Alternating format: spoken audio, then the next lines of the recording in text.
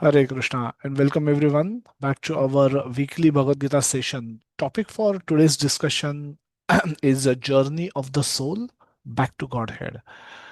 Let's jump right into the today's session. One slide we are seeing every week is this: where we are, where we want to be.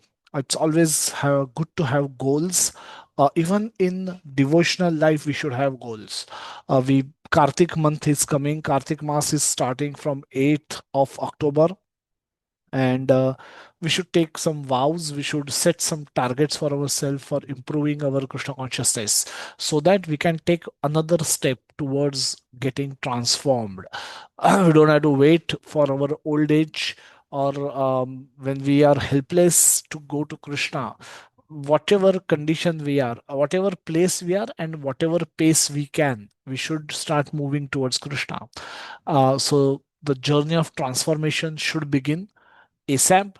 And Kartik month, which will start for another from 8th of October, will last for another month, and so that month will provide us with an opportunity to double and triple our devotional service. Whatever devotional service we perform in this month, we get extra benefit for that. Whatever japa you will do, whatever reading of Bhagavad Gita that you will do, whatever classes you will hear during this month, you get extra benefit. So it's a month of sale, or you get more for less. This is that month. So everyone is requested to take advantage of this, and not let go this opportunity, golden opportunity, miss. So try and do maximum. Try and chant nicely, chant more. If you're chanting already 8 rounds, chant double. Start chanting 10 rounds, start chanting 12 rounds. If you're reading, if you're not attending regularly, take a vow that you will attend regularly all the sessions on Bhagavad Gita, so that you actually systematically end up learning Bhagavad Gita the way it was taught by Lord Krishna to Arjuna, and Prabhupada has presented the same for our benefit. So we should take advantage of that in our journey, transformation journey to to become a devotee of Lord Krishna. Battlefield. All of us are here in the middle of everything, in the middle of battle, everyday battle. A student has a battle, a grahastha has a battle, a homemaker has a battle, a mother has a battle, a son has a battle, a father has a battle, a boss has battle, and employees of battle. Those who are in business, they have their own battles. Everyone is in battle. Retired people also have battle. The loneliness is the biggest enemy of people today, and they are fighting loneliness. They are fighting. If there is nothing else to fight, there are fights which happens within our mind. Those fights also are not are extremely important. So constantly we are on the battlefield some way or the other, and hence Bhagavad Gita is relevant for us. The scripture which was spoken on the battlefield is relevant for us. Sorry. So, so this is where we are. This is where we begin. The verse that we will discuss today is a very important verse, wherein Krishna has spoken for the first time about something significant, something that is that we'll take a look at that, and then we'll discuss that during our today's session. So this is verse 2.51, where Krishna is speaking that karmajam buddhi yukta hi phalam tyaktva manishinaha janma bandha vinirmuktaha padam gacchantya manamayam. By thus engaging in devotional service to the Lord, great sages or devotees free themselves from the result of work in the material world. In this way, they become free from cycle of birth and death, and attain the state beyond all miseries by going back to Godhead. This is going to be the theme of all our discussion today.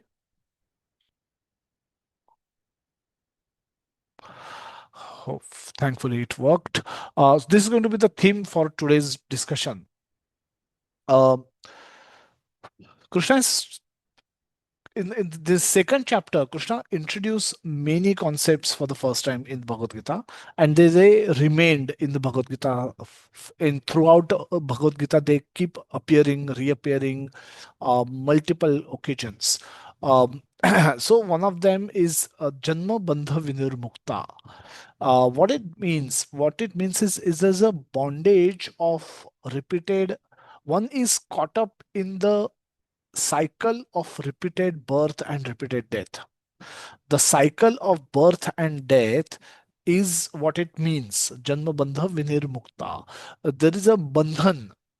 Janma is a bandhan. And vinirmukta, one has to become free from that bandhan. Or one is caught up in this bondage, one should try to become free from that.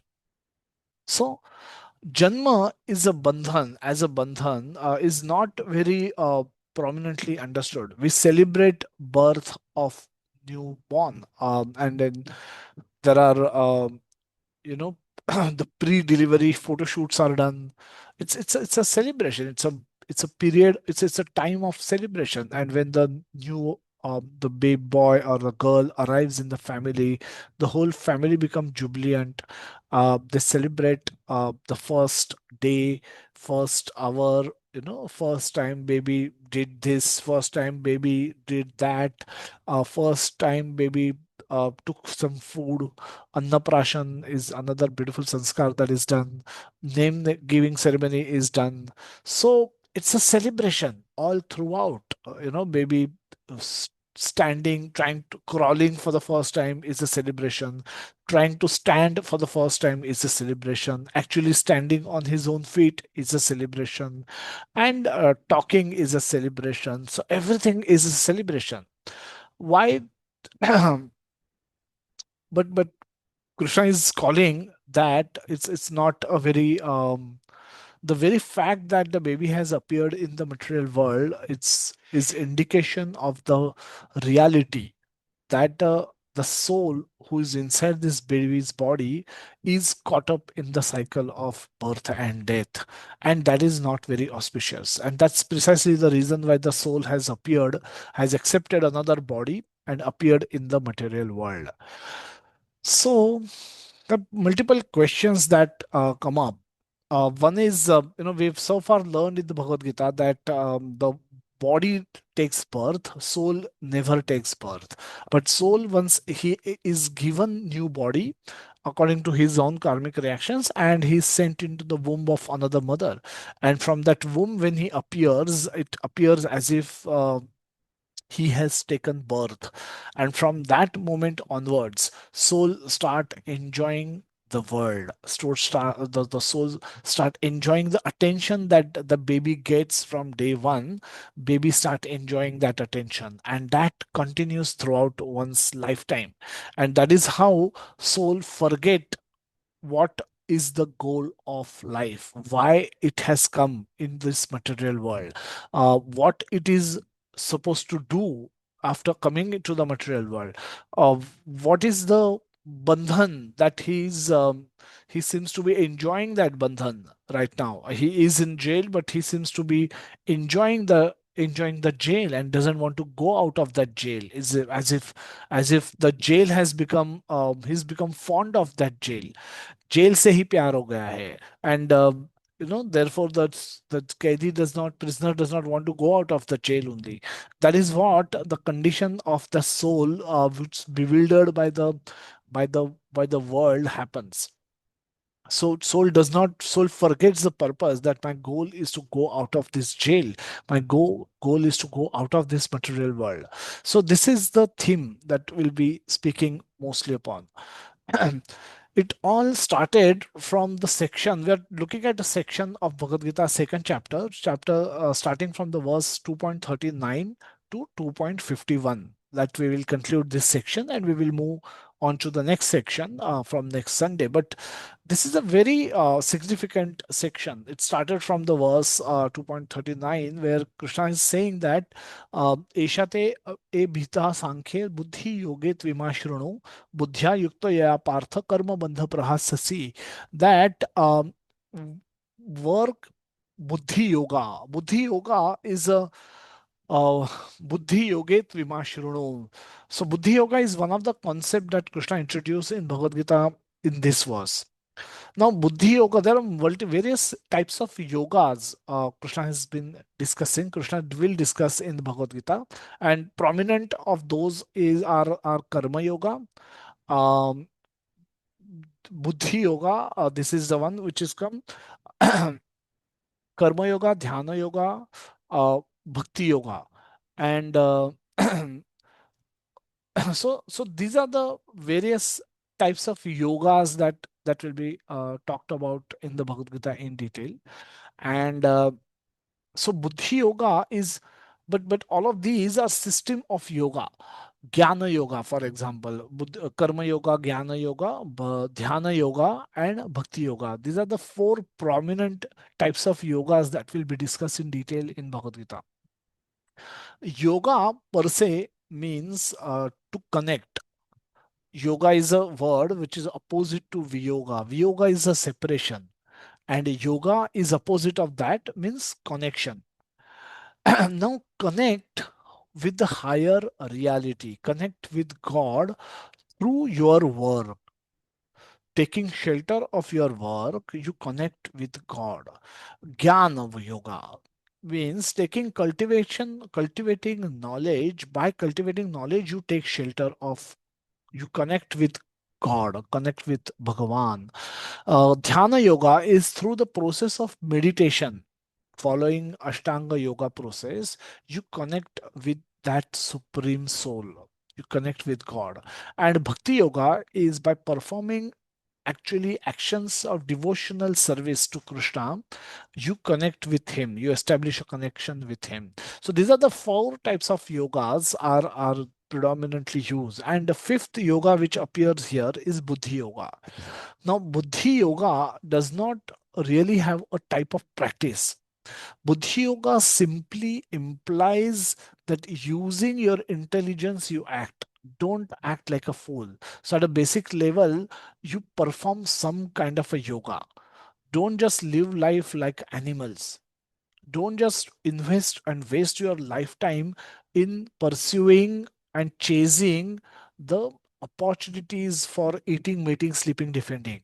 Various different good quality and good quantity, but nevertheless, these are the things which are also done by animals. So don't you waste a lot of your time in chasing these dreams for becoming another animal, another sophisticated animal. So animals, dogs will mate on the streets. Uh, a gentleman will try to do the same action in palatial homes. But essentially, it's the same thing. So if your whole consciousness is caught up in doing those things which are done by dogs and hogs on the street, you're not much different than them. They do it on the street, and you do it in your palatial air conditioned home, but essentially it's the same thing. So don't you waste your time, money, energy, effort, and invest all your consciousness into doing those things which are done by animals. So use your buddhi to inquire to understand who you really are, who you are, why you're here, why are you suffering in this world, why have you landed up in this situation, what's your true identity, what happened, why are you in a particular situation and others are in their other situations, who is driving these decisions, that who should take birth in which family, what will happen to me once I leave my body, where will I go? Now, these are the questions that animals cannot inquire. And these are the questions only humans can inquire, only humans can read Bhagavad Gita, only humans can benefit from reading Bhagavad Gita. And hence, uh, buddhi yoga, using your buddhi to connect with that supreme reality. So in the beginning of third second chapter, we are still in the we are still in the middle of second chapter. So this is not where Krishna has introduced himself as the supreme personality of Godhead. Krishna doesn't speak about him being supreme personality of Godhead right from the first verse of Bhagavad Gita. He builds on it. If you would have realized, the second chapter, the first chapter, Krishna has not spoken at all. The second chapter, Krishna starts speaking, but at a very basic level. Krishna is only checking what Arjuna really is asking. Krishna is just waiting for Arjuna to ask right questions and to give right answers. So the various problem statements that Arjuna presented, Krishna started addressing those one by one. It's not, he's not in a hurry to prove to him that he is that supreme personality of Godhead and everybody should become his devotee. Sarva dharman परित्यज्य माम ekam sharanam raja, मेरी शरण ले लो, सर्व धर्मों का त्याग करके मेरे शरण ले लो. uh, Now this is not, he's not in a hurry to speak this verse. The verse, he this is precisely what he wants to tell Arjuna to do. He wants to tell Arjuna to to also do manmana bhava mad bhakto mad yaji mam namaskaru. He wants to tell him that, but he's not in a hurry. He's not in a hurry to get himself honored as the supreme personality of Godhead. He wants to build on it brick by brick. And that's how the second chapter starts with the very fundamental knowledge about spirit soul. The spirituality begin with the knowledge of spirit. Adhyatma begin with the knowledge about Atma. Aham Brahmasmi. Aham Brahmasmi means I am Brahman. I am spirit soul. I am not perishable. I cannot die. My true identity, I cannot die. I have nothing to do with this world. I have nothing to do with the people in my family. It's like in the train journey, some people come together in a compartment, they sit together, chat together, maybe eat together, talk together, share some jokes together, and as soon as their station comes, they part, they get lost. They then and then most of them don't even meet ever in their life. So the families are also like that. We've all come together, and we've been put together by our karma, and we are supposed to spend some time together, and as our time expiry time dates will come, each of us will leave, each of us will depart. And so so this is so that's how the journey of the soul is. The the soul has taken birth, and in a particular family. Now he has no control over where he can take birth, so he just landed where he landed. And so this is where the soul needs to start inquiring about making inquiries about one's own existence, and the journey that he is on. And that's why he should come to Bhagavad Gita. So So, in this particular verse, Krishna is encouraging Arjuna to use buddhi. So, buddhi yoga is not a separate branch of yoga. It's a simply acting with intelligence. And buddhya yukta yaya partha karma bandham prahasase. We discuss in the last verse how the karma bandha bondage happens because of the karma. Why we perform karma at all? Because we all have desires. All of us are have come to this material world because of our impure desires. Our impure desires have are the root cause. There's a beautiful verse which we'll discuss later today, that Purusham Prakriti Sohi Bhunte Prakriti Jagunan Karana Guna Sangosya Sat Asata Yoni Janmasu. Bhunte Prakriti Jagunan. Prakriti enjoy, Bhunte is enjoying mentality. I have an enjoying mentality. I developed desire to enjoy in prakriti, in the material world. I can enjoy food. I get a desire to enjoy food, nice food.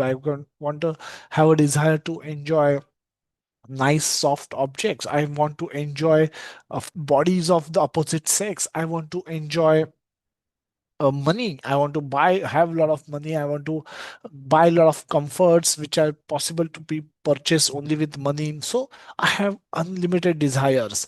Unlimited desires provoked thoughts. Should I do? I should do this. I should do that. I should.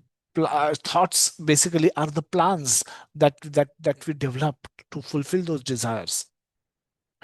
Basis our planning, we start taking actions, and each of those actions become seed.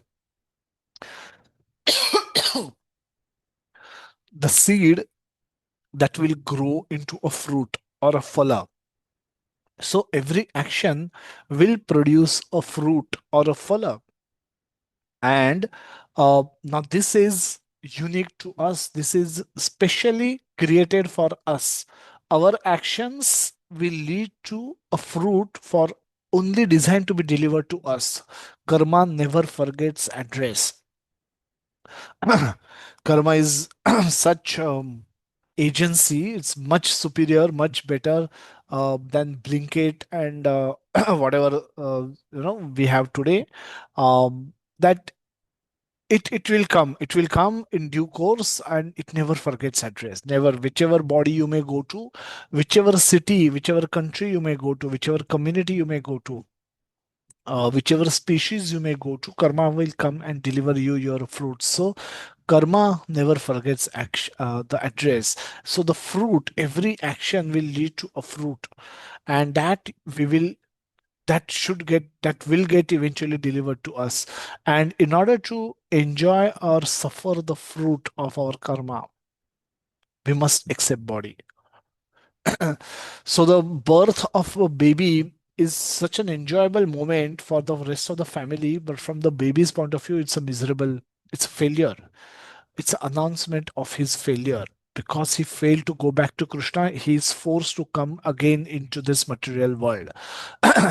And he from the moment of his birth, he gets a lot of attention, he gets a lot of comfort, and he start his journey of sense enjoyment, sense gratification, forgetting the original purpose why he came into this material world, to purify himself, to develop, to learn about himself, to learn about Krishna, learn about God, and to develop a desire to go back to God and take actions accordingly, so that he can actually go back to God. But having forgotten that, he must accept body, and he must enjoy and suffer the fruits of his the karma phala that are getting delivered to him. And this karma phala is called bondage, because one is forced to accept it. Unless this stockpile of karma phala becomes zero, uh, if this becomes zero, there's no need for us to accept body, and then we can actually become eligible to go back to Krishna. But as long as there is a stockpile of karma phala pending to be delivered to us, there is no escape for us from this material world.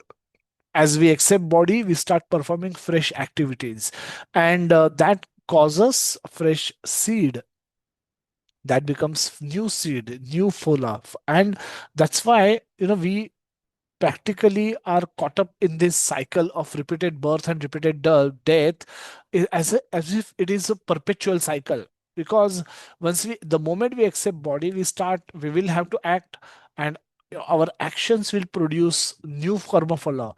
And for this new karma phala, we must accept new body, and in that new body we will again perform actions, perform karma phala, and get new karma phala delivered. So as if this is a vicious circle, that we act, we to get a fruit, we accept body, we accept body, in body we again perform actions, again our actions lead to fruit and lead to another body.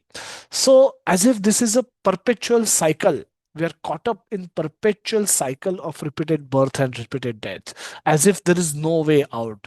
But there is a way out. Scriptures, Bhagavad Gita was spoken precisely to give that way out. If you read Bhagavad Gita, you will find the way out of this vicious cycle of repeated birth and repeated death. So in this buddhi yoga is what has been recommended, and Krishna is saying, he's glorifying this buddhi yoga. He's saying in the 40th verse, neha bhikramana shosti pratya vayo na vidyate na shosti na, there is no nash, विनाश नहीं होता है इस ये भक्ति में आप जो कुछ भी करोगे, they will always remain protected, and they will protect you from the biggest most dangerous types of fear. The biggest fear is that of death. And Ajamil, by chanting name of Narayana, indirectly also was delivered, was saved from that death. When Vishnu Dutas interfered into the activity of Yamadutas who were taking the soul of Ajamil for Narak Yatana, they interfered and then said that he's been chanting Krishna's name, Lord Narayana's name, and he also chanted it at the moment of his death. So he's not a fit customer for Yamaloka. He is supposed to stay in this body, and having become became aware of the reality of life of his brahminical culture, came back, and he immediately gave up his family life, went to Haridwar, performed austerity for the rest of his life, and went back to Krishna. So so there is no loss. Whatever Bhagavad Gita lectures that you will hear, they will this knowledge will stay in you. The whatever the japa you will perform, that will go to the next life with you.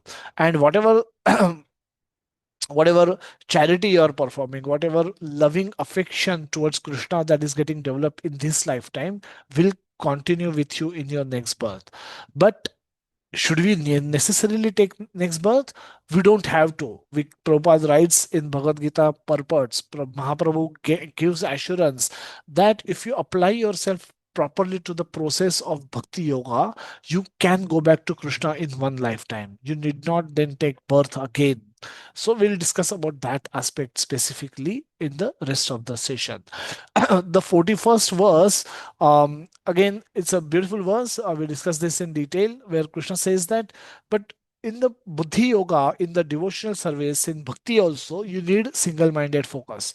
If you are multi-branch intelligence, then you will not be able to make much success. Your success depends on how single-mindedly focused you are on the path of bhakti.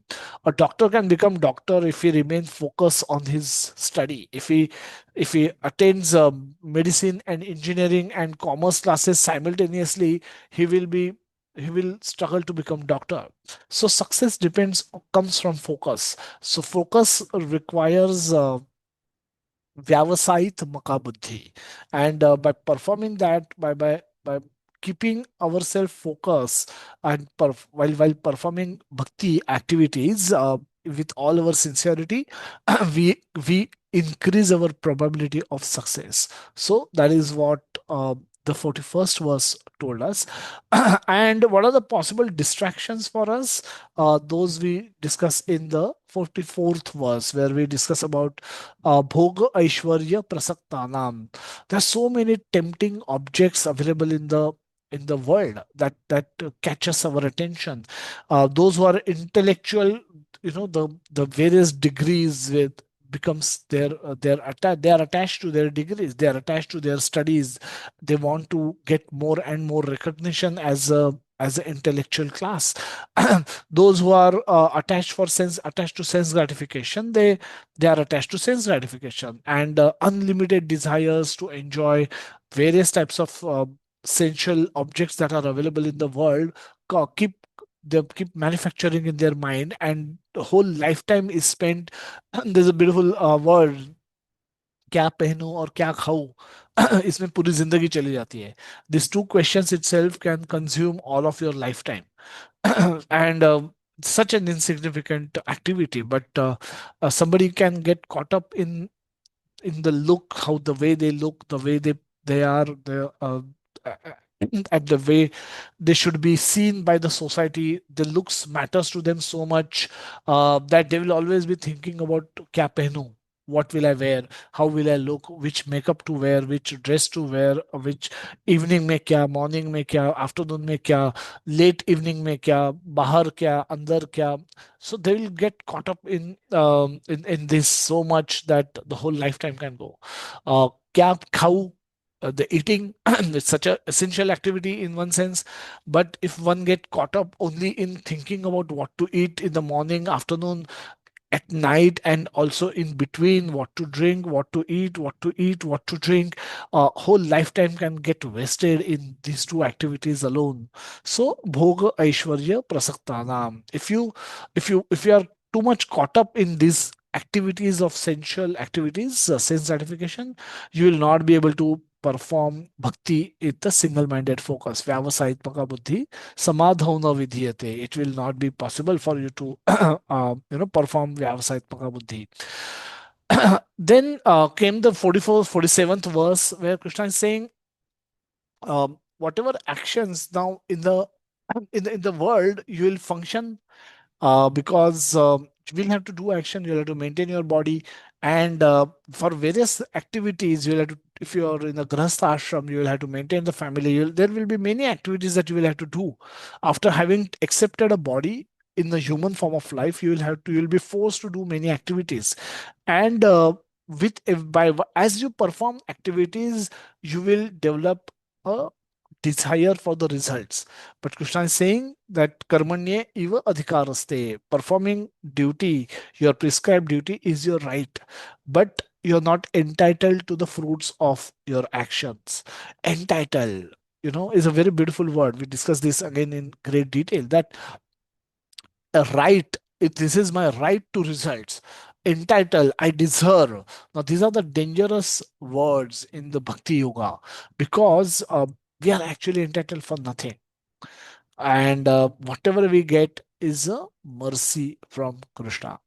So, ma karma phale heturbhur. Never consider yourself the cause of all the results of your activities. Means somebody else is also acting for you to get you what you get. So it is being allotted by someone. Someone is also performing some actions, of sanctioning something. They are sanctioning, so because of their sanction you're getting what you're getting. So never consider yourself to be the only doer. So if you get good results, understand somebody has sanctioned those results. If you get bad results, understand this has come with the sanction of somebody, and they have sanctioned it because I deserved it. So either case, you should not be overly joyful, neither overly depressed. So Miriam, you can if you understand this one verse itself, you can remain always peaceful in your life. Nothing in this life can disturb your mind.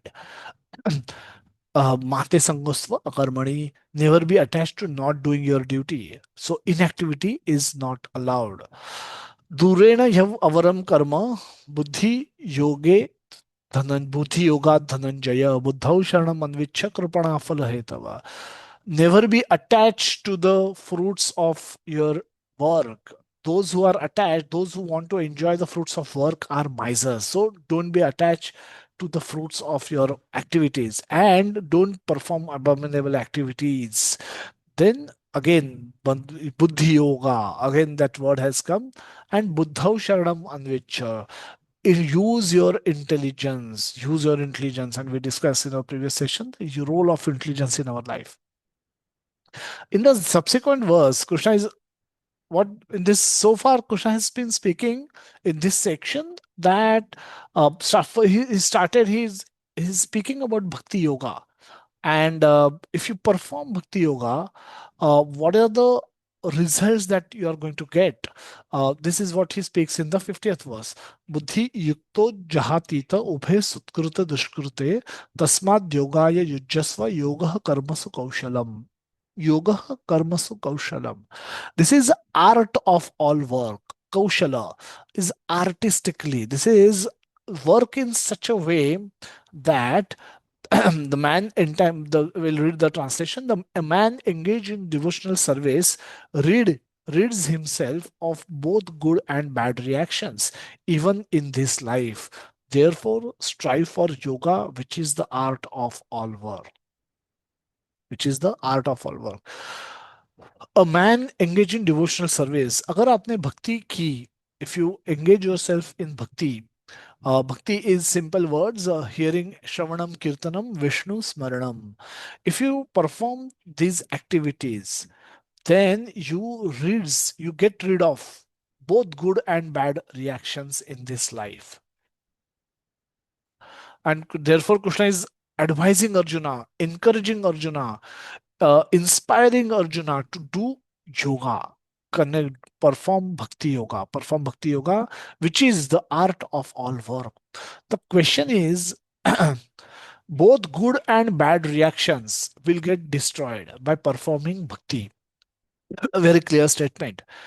And and the next verse, Krishna says that now, if if you see this chart, uh, we'll just go a little backwards and then see that yeah. So this follow, you can imagine this to be a big go down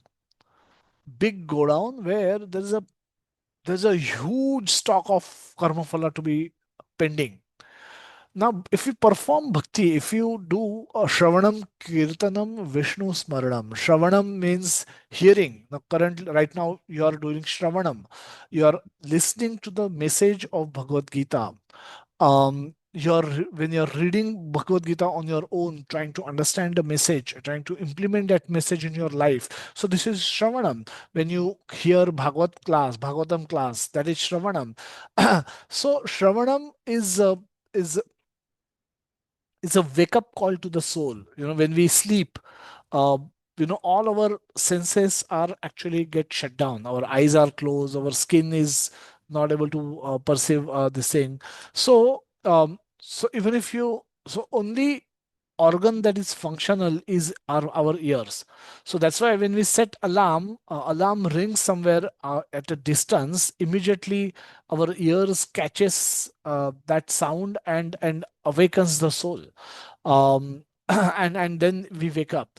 So Shravanam is a very critical activity. Through our ears, the message of Bhagavad Gita, message of scriptures can go inside us, inside our mind, and reaches the soul ultimately, so that soul can then think of doing activities which are different than eating, meeting, sleeping, defending. So this is one intervention in the normal course that will change the course. Because of this intervention, soul will start thinking, is this right, is this wrong? Soul will start discriminating between activities. I want to eat, but do I need to eat meat, or can I also eat vegetables? What is the effect of both? What is the result of these activities, and what is beneficial to me? Soul will keep asking this question. And I already have such a huge stockpile of karma from my previous millions and billions of birth. By performing bhakti, Krishna is saying in this verse that by performing bhakti, by performing the activities of Shravanam, Kirtanam, Vishnu Smaranam, Kirtanam, we spoke about Shravanam, is actually hearing. Kirtanam is chanting. Chanting happens in two ways. One is by performing mantra meditation, that is actually chanting of Hare Krishna Mahamantra, where we wake up in the morning, sit with devotees, sit with our japamala, sit in front of deity of Lord or picture of Lord with closed eyes. We chant Hare Krishna Mahamantra loudly enough for us to be able to hear. So Hare Krishna, Krishna Krishna, Hare Hare, Hare Rama, Rama Rama, Hare Hare. So as we chant, we simultaneously hear, and this is meditation. This is meditation. Why? Because your all your senses are into Krishna, are engaged with Krishna. Eyes are seeing the beautiful form of Krishna. Ears are hearing the sound vibrations which are coming from the tongue, and the tongue is busy in in pronouncing the Hare Krishna Mahamantra rightly. The skin tint, the touch sensation is busy changing the beats one after another. So if all our senses, all our consciousness is invested into Krishna. So this is chanting the Shava Kirtanam. Another form of Kirtanam is Sankirtan, where devotees assemble and then they chant together Hare Krishna Mahamantra using different instruments, uh, different tunes. We heard one at the beginning of our class, beautiful kirtan sung by one of our Maharaj. So that is also another form of kirtan. Speaking about Krishna is also kirtan. Whatever I am doing right now is also sankirtan. So I'm speaking, glorifying Lord, glorifying His message. So that way, these are the two activities which leads to Vishnu Smaranam. Shravanam, Kirtanam together gives you Vishnu Smaranam. Means constant remembrance of Krishna. It will give you constant remembrance of Krishna. And if you do this, as Krishna says in this Bhagavad Gita, that you will be delivered you will get rid of all the fruits of actions, all the fruits of actions. Whatever is the stockpile of karma that is accumulated yet to be delivered to you, all of that can get destroyed by performing bhakti. One question Krishna says in this good and bad reactions, even in this life. You will get rid of good and bad reaction. Is this not a loss for us? Bad reactions का तो समझ में आता है, but should we really get rid of good reactions? Should we not retain our good reactions and get rid of bad reactions? Would that not have been a better deal? Some thoughts from someone?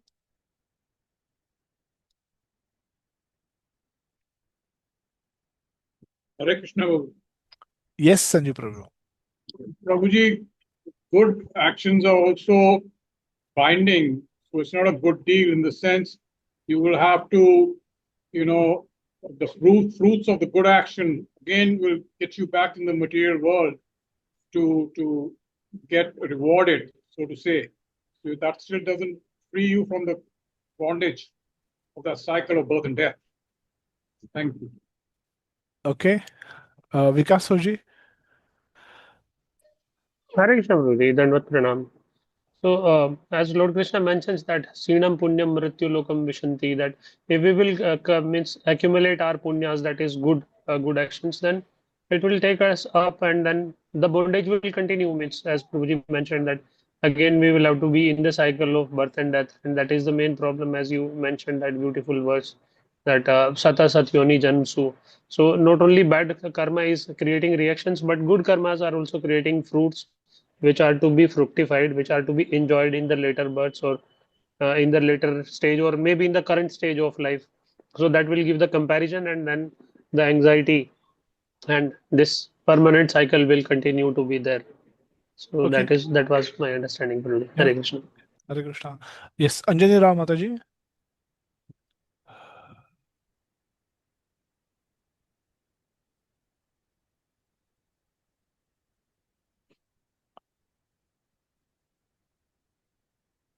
Mataji, we're not able to hear. I'm not able to hear if you're speaking.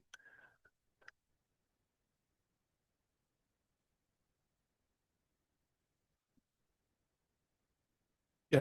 We'll go to Gokul Prabhuji and then Subhash Prabhuji, and then we can come back to you, Mataji.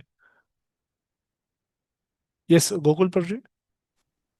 Hare Krishna, Prabhu. So when it comes to our actions, like the good actions will carry good fruits, and bad actions will definitely carry bad fruits. But what I have learned is like when we submit our actions to Yes, when Prabhuji. we submit our actions to Lord Krishna, like so we are doing it in service as his duty. Like for example, what I learned during the Mahabharata in Bhagavad Gita, Shri Krishna mentions to Arjuna that you are an instrument. So whatever you are carrying out is you are carrying as an order by myself. So the same way when we dedicate all our actions to Krishna, we don't either accumulate good or bad karma with that. Okay. Thank you so much, Prabhuji. Yes, Subhash Prabhuji.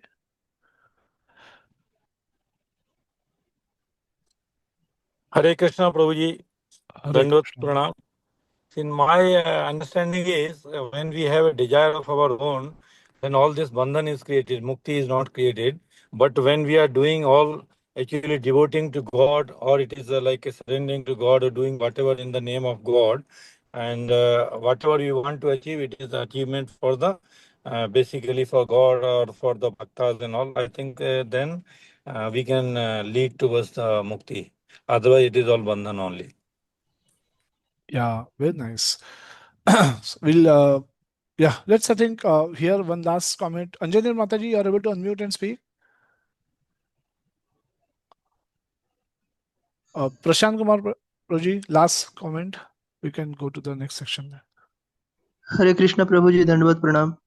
Yes, Proji. अगर हम जो भी कर्म करते हैं सभी को भगवान श्री कृष्ण जी को अर्पित करके चलें कि हाँ ये कर्म ये आपकी कृपा से हम कर रहे हैं और जो भी मिला है हमें आपकी कृपा से मिला है और आपकी कृपा से हमारा जीवन चल रहा है। तो हम इस प्रकार से अगर सोचकर अपना जीवन या जो भी हम कर्म करते हैं तो उस और वो कर्म फल का हम लाभ नहीं लेना चाहते हैं तो फिर हमें उसका उसका प्रभाव फिर नहीं पड़ता है, फिर हम उससे मुक्त हो जाते हैं। Okay, thank you so much. Let's, I think, move forward. Thanks everyone for the wonderful comments. Yeah, right. And we'll take a look at purport by his by Srila Prabhupada. Prabhupada writes in the purport.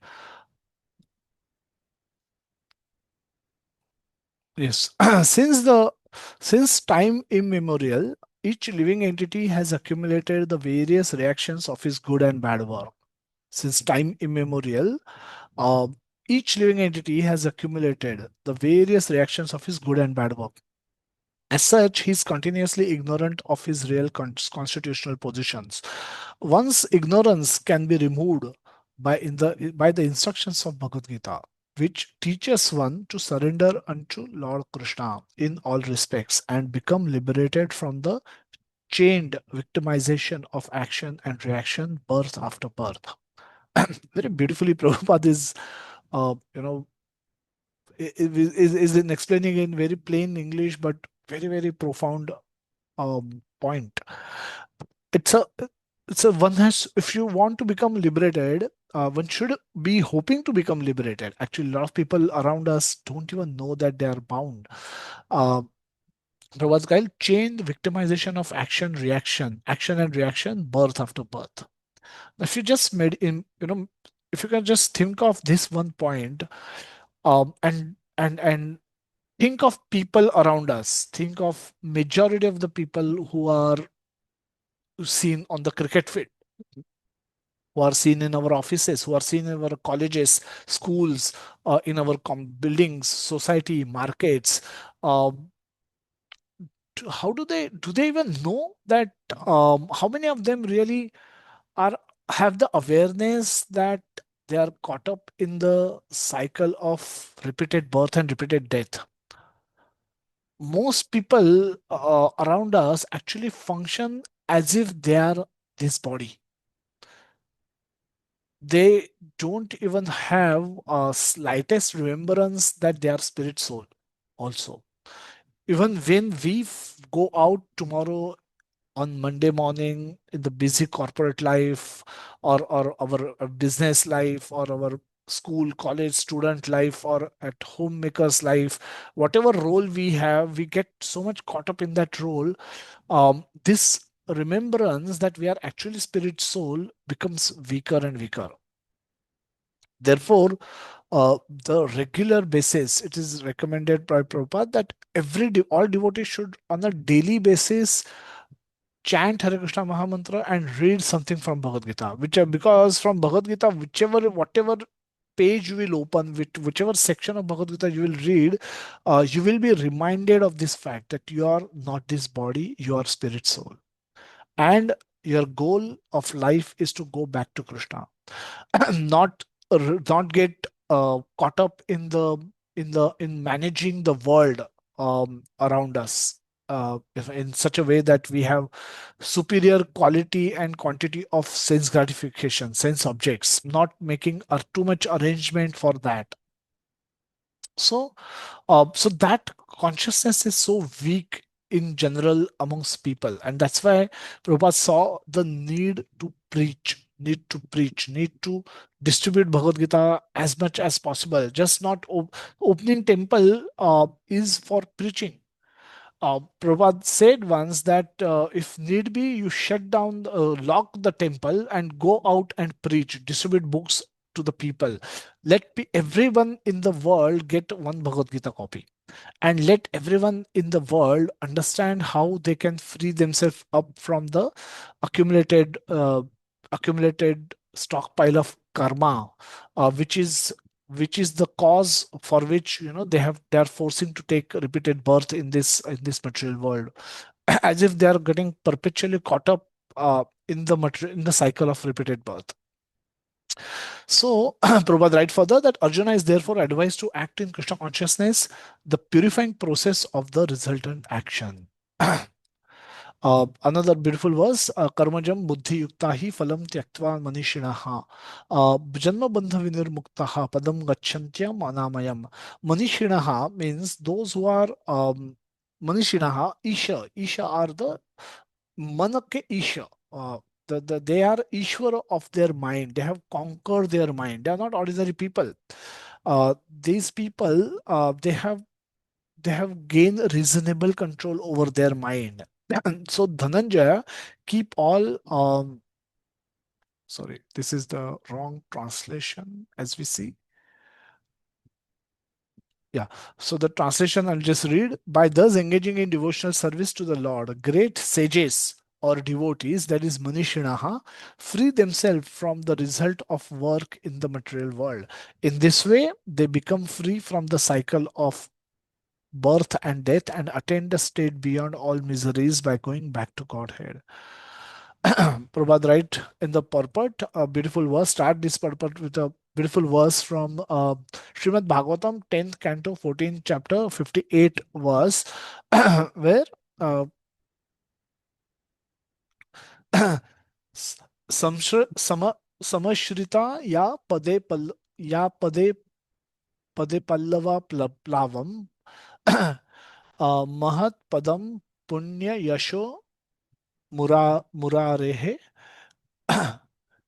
Bhavam Budhir Vatsa Padam Param Padam Padam Padam Yat Vipadam Natesham. For one who has accepted the boat, Plavam is boat. Uh, Padapallava Plavam means Plava means boat, and Padapallava is the feet of the lotus feet of the Supreme Lord. Padma Padapallava Padam Plavam. Very beautiful, very beautiful description that one who has accepted lotus feet of the Lord as a boat, as a boat. Boat is a metaphoric expression. Uh, as a boat, as a boat who is the shelter of cosmic manifestation. That Supreme Lord who is the shelter of cosmic manifestation and is famous as Mukunda, or the giver of mukti. The ocean of material world is like the water contained in a calf's footprint. Parampadam. Parampadam, or the place where there are no material miseries, or Vaikuntha, is his goal, not the place where there is danger in every step of life. Padam Padam Yad Vipadam Natesham. He wants Parampadam, not the padam padam yad vipadam. Ye material world is padam padam yad vipadam.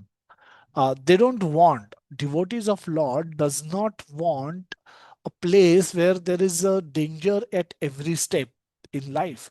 And we can all experience this, that we live in a world where there is danger at every step, every minute, every second, whatever can happen. That's why people are so anxiously scrolling through news. अब क्या हुआ, अब क्या हुआ, अब क्या हुआ, कहाँ हुआ, कैसे हुआ, क्या हुआ, कितने लोग मर गए, कितना नुकसान हुआ, क्या चल रहा है. And then more the news articles they read, more depression they get into themselves. So this is padam padam yada vipadam natesham. Devotees are not desirous of this world. They are also living in this world, make no mistake, and they have come to this world because of their mistakes in their previous world. They couldn't perfect themselves in their previous lives, therefore they were given birth in this in this material world, but having come to the come in contact with the Krishna consciousness, having come in contact with Bhagavad Gita, having come in contact with Srimad Bhagavatam, having understood the glory of the Lord, glory, how glorious our Lord is, how what Lord want me to do, having understood these facts, one develop detachment from this material world.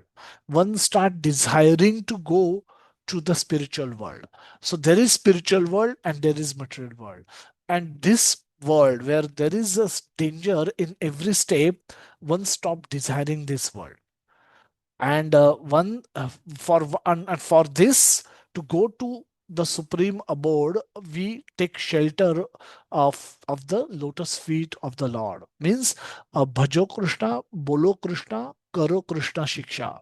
Bhajo Krishna, worship only the supreme personality of Godhead, Lord Shri Krishna. Bhajo Krishna, bolo Krishna, chant his name.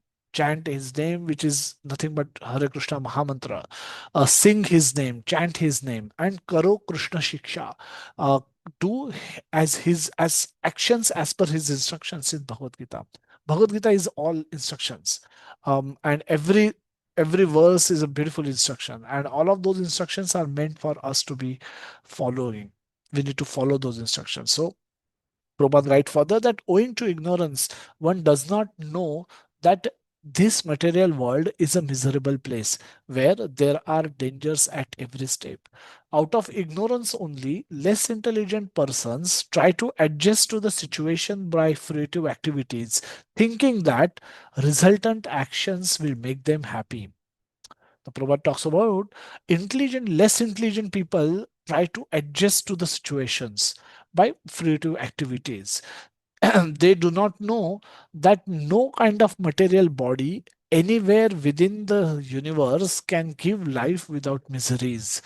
The miseries of life, namely birth, death, old age, and disease, are present everywhere within the material world. 8th chapter, there's a beautiful verse saying that A Brahma Bhuvanar Lokar Punaravartino Arjuna Mamapetyantu Kaunteya Punarjanmana Vidyate. अगर आपको पुनर्जन्म से बचना है तो ब्रह्मलोक में भी जाएंगे तो वहां पे भी पुनर्जन्म है, स्वर्गलोक में भी पुनर्जन्म है. आ ब्रह्म Bhuvana, light from the planet of Lord Brahma till the Sutal Loka, the Patal Loka, all the 14 planetary system, wherever you go, there is a repeated birth and repeated death. The duration of a butterfly is 14 days, but he lives his life equivalent of our 100 years in those 14 days, and then he dies. So time duration can be different in each planetary system, but there is a constant danger. Padam padam vipadam. That is everywhere, and Janma Mrityu Jara Vyadhi, that is there everywhere. So these two things you will find in all the places, in all the 14 planetary systems. So there is no escape, no matter where you go in this universe, and no matter what kind of a material body that you attain. You can be in American body, a Russian body, a Japanese body, or any Indian body. It does not matter. And which, whether you live in Switzerland, you live in Denmark, you live in America, you live in UK or Australia, wherever you may live, whichever kind of body you may get, wherever you may live, these conditions are common to everyone. The birth, death, old age, and disease, they are present everywhere in this material world. There is no escape. And there's no escape from these four activities, which means there is padam padam vipadam. There is a danger at every stage. One wants to protect oneself from dying. So one is always anxious. One is always distressed. So there is no happiness. There is no. So this whole world, this entire, all 14 planetary systems are simply miserable. And it does not matter how intelligently you are trying to adjust your life so that the impacts are minimized, but impacts will come. It's just a matter of time when they will come. It's not that if they will come. So they are bound to come and they will come eventually. Prabhupada writes further, but one who surrenders his real constitutional position uh, as the eternal servitor of the Lord, and thus knows the position of the personality of Godhead, engages himself in the transcendental loving service of the Lord. Again, very beautiful. I'll read this again. But one who understands his real constitutional position as the eternal servitor of the Lord, and thus knows the position of the Lord, of the position of the personality of Godhead, engages himself in the transcendental loving service to the Lord. So last Sunday also we discussed about the beautiful verse that Prahlad Maharaj speaks, that you are my eternal master and I am your eternal servant. And the only thing I want to do is to serve you. Uh, Ahetuki, without any motive, and apratihata, without any interruption, without any motive, without any interruption. When I serve you, because that is what I am good at, that is what I am supposed to do. Independently, I will not be happy. I will just not be happy.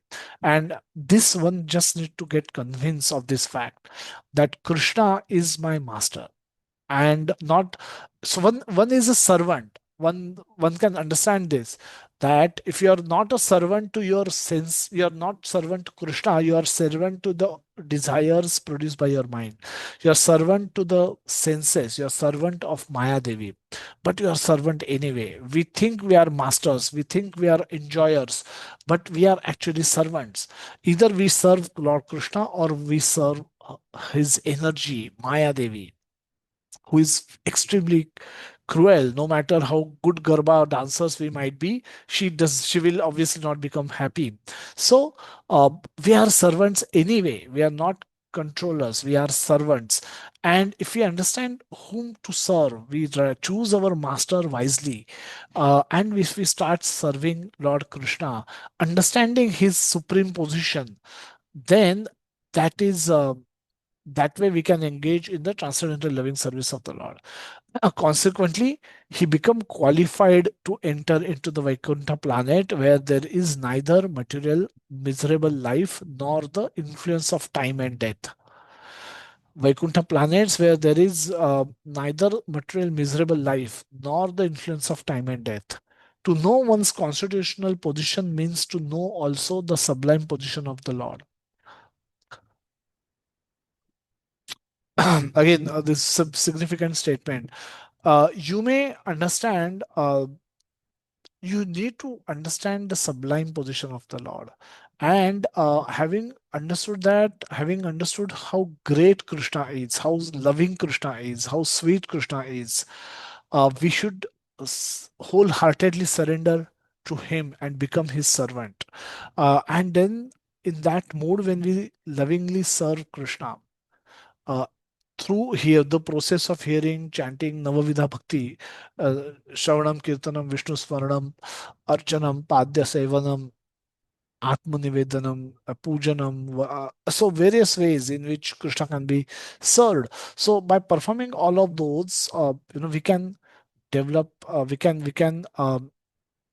develop loving affection towards him, and B, we will be able to destroy all the historical stockpile of karmas which are accumulated and which are yet to be delivered to us. And when that happens, we become qualified to enter the Vaikuntha planets, because there are no more karmas to be accepted, karma phala to be accepted. So if there is no karma phala to be delivered to you, be it good or bad or ugly, whatever it is, there is no need for you to accept new body. And then you become eligible to enter the Vaikuntha planet.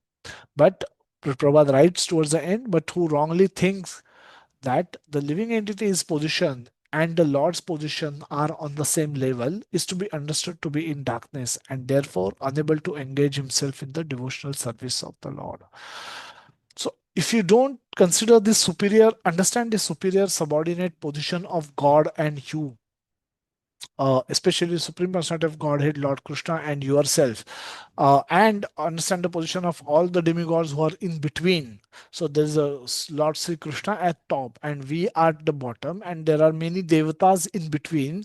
And but one has to one. But one, if one surrenders to Krishna, if one starts serving Krishna, if one starts worshipping Krishna, there's then the need to serve all the devatas in between go away, and one can become fixed in serving Krishna alone. And anybody who is not doing it is not very intelligent. He is in darkness, and he is not able to perform proper devotional service, which should give him proper results. Because performing devotional service to any other devata, any other devi devata, can give us better quality and quantity of sense enjoyment in the material world, can improve our position in the material world, but cannot destroy our stockpile of karma and make us eligible to go to the spiritual world. That exclusive right, unfortunately, rest only with Krishna, and therefore we are supposed to surrender to Krishna. Prabhupada writes towards the end, he becomes a Lord himself and thus paves way for repetition of birth and death. If person is not able to perform devotional service to Krishna in a loving service attitude, then he's trying to become Lord himself, and thus he paves the way for repetition of birth and death. Practically, perpetual repetition of birth and death. Because unless he understand that he is not superior, Krishna is superior, he is subordinate, Krishna is master, he is servant. Unless he get to that understanding and start acting in that consciousness, he will never be able to come out of the cycle of repeated birth and repeated death. Prabhupada writes further, but one who understanding that his position is to serve, transfers himself to the service of the Lord, at once becomes eligible for Vaikuntha Loka. Service for the cause of the Lord is called Karma Yoga or Buddhi Yoga, or in plain words, devotional service to the Lord. So Prabhupada has equated all the three terms, Karma Yoga, Buddhi Yoga, and in plain words, devotional service to the Lord. It all means one and the same thing. In simple language, it means Shravanam, Kirtanam, Vishnu Smaranam. Constant remembrance of Krishna by performing activities, loving activities towards Krishna, service activities towards Krishna. We'll take a look at some of the important verses which highlight this point constantly in the Bhagavad Gita. As I said, all important points are repeated in Bhagavad Gita. All important instructions come again and again in Bhagavad Gita, and they are there for a repetition is for a purpose, because it highlights their importance. The beautiful verse that we discussed earlier is Purushaha Prakriti Sohi Bhunte Prakriti Jagunan Karanam Gunasangosya Sat Asat Yoni Janmasu. while while other scriptures, while people in general, as we spoke some time back, that people in general are not even aware that they are spirit soul. People in general live as if they are their bodies, and they are born in a particular country, in a particular state, in a particular community, and they belong to that community. They take a lot of pride in calling themselves Marwadis, Gujaratis, Madrasis, South Indian, North Indian, Bengalis, Maharashtrians. They have a lot of pride associated with that. And also within this, there will be Brahmins, there will be Kshatriyas, there'll be somebody say हम तो यदुवंशी है, हम तो ये है, हम तो वो है. So all that pride that you can see associated with their designations, upadhis, indicates their association with their body. I am Gujarati association में जा रहे हैं क्योंकि गरबा है वहां पर अरेंज किया है.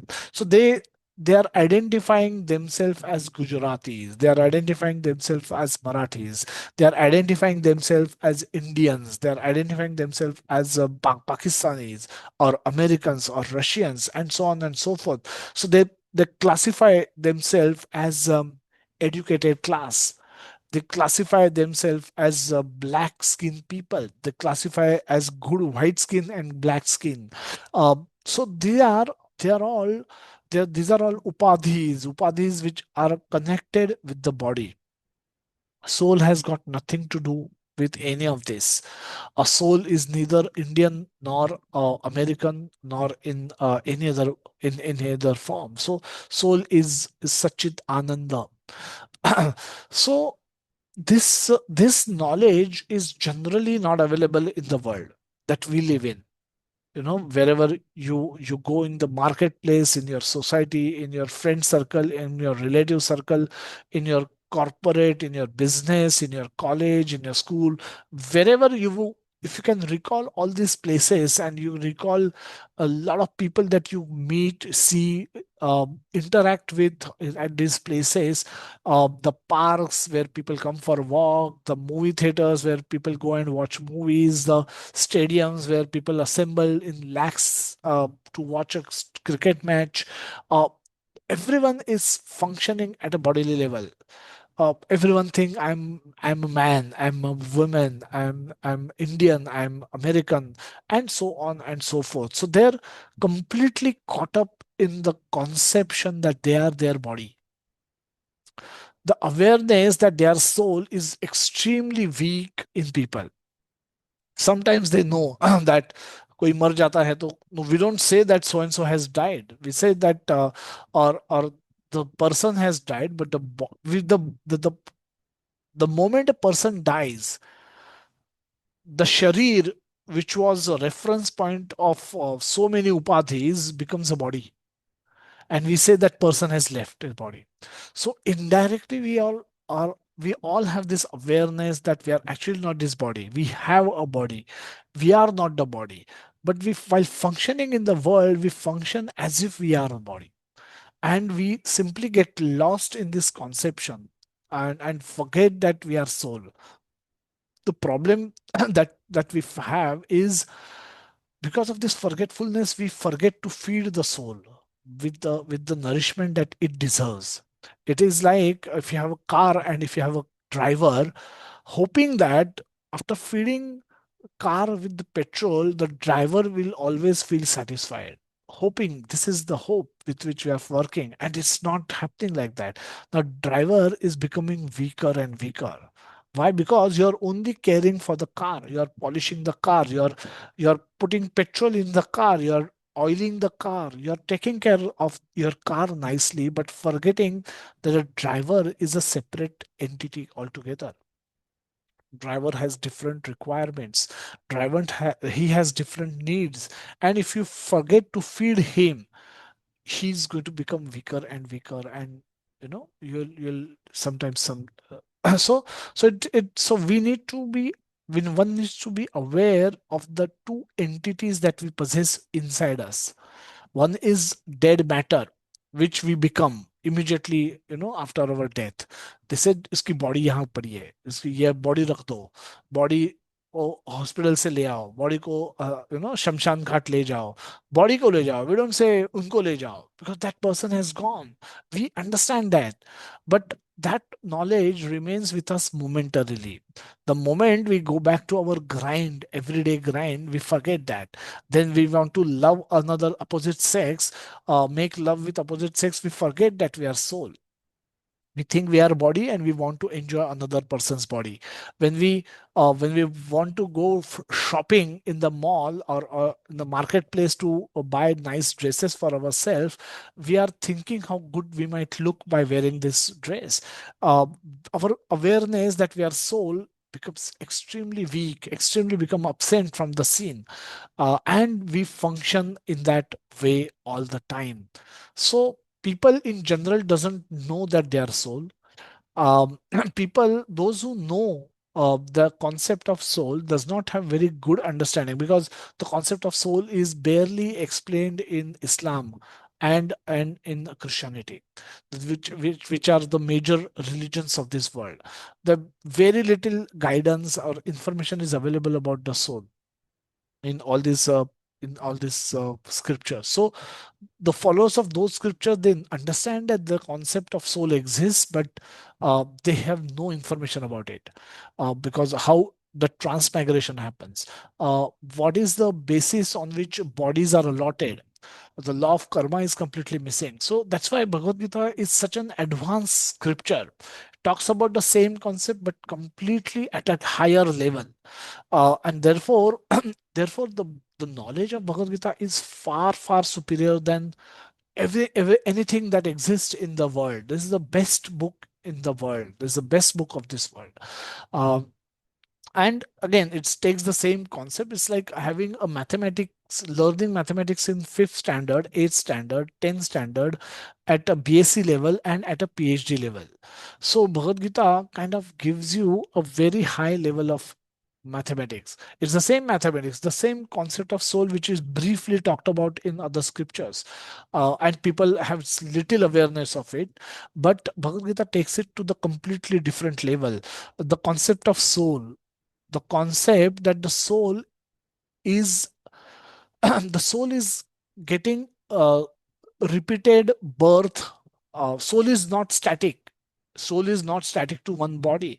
Soul will give up one body, accept another body, and again give up that body also and accept another body. So it is constantly changing bodies. So we are on a journey of transmigration. We are on a journey of repeated birth and repeated death. So there is a knowledge about soul, knowledge of reincarnation. We accept bodies after bodies, after bodies, after bodies. And then the third layer comes that we do this basis our karma. We see variety in the world because we have different karma. Everyone is bound by different karma, their respective different karmas, and they get their bodies and the enjoyments and the sufferings according to their karma. And in order to change this karma, and as long as we have karma, we cannot escape the cycle of repeated birth. So we started from the knowledge that we are soul. We said we soul is on a journey of repeated birth, repeated death. That is governed. For third point is this: repeated births are governed by the law of karma. And as long as every action produces a fruit, and as long as we have a stockpile of repeated karma, we cannot escape the cycle of repeated birth. If we don't have to go to Krishna, if we don't have to take birth in this material world, then where should we go? And that is also a pertinent question. So that information is also available in the Bhagavad Gita. That you don't have to go worry about going to Swargaloka. Why? Because even Swargaloka is part of material world. Swargaloka is not outside material world. So and all the rules of material world are also applicable to Swargaloka. Only difference is the quality of sense gratification available in Swargaloka, and duration is slightly better. The duration is longer and the quality is better. But essentially, eating, mating, sleeping, defending is what you do in this material world, is what's the same thing you will do in even in the Swargalok. And as Vikas Roji mentioned, Kshine Punya Marte Lokam Vishanti. Um, you will with पुण्य क्षीण होते ही हम आ जाएंगे return back to the material world. So, it's not very intelligent to go to Swarga as well. So what's left then? We have to have another alternative. We have to have another option to go beyond the material world. And Krishna present that option in the Bhagavad Gita. So over now, next 20 minutes, we'll study different verses which comes in Bhagavad Gita, and which tell us about reiterate these facts again and again, so that we get convinced of this reality. Starting with this beautiful verse, Purusha Prakriti Sohi Bhunte Prakriti Jagunan Karana Guna Sangasya Sat Asat Yoni Janmasu. So Sat Asat Yoni Janmasu. Sat Asat means higher and lower species of life. Higher and lower species of life. Janmasu is one takes birth. One takes birth in lower and higher species of life. Why? Because karana guna sangosya, because of their association with the modes of material nature, the sattva guna, rajogun, and tamogun. And why a living entity act under one of these gunas is because bhunte prakriti guna.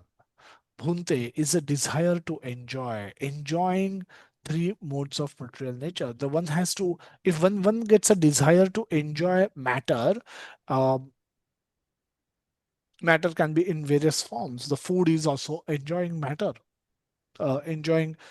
So one gets a desire to enjoy, um, because of one's desire to enjoy the prakriti. one acts with that desire. One act karana guna sangasa. One perform action under the influence of one of the three gunas, sattva raja tamo, and because that creates bondage, and because of that bondage, one continuously takes birth in a lower and higher species of life.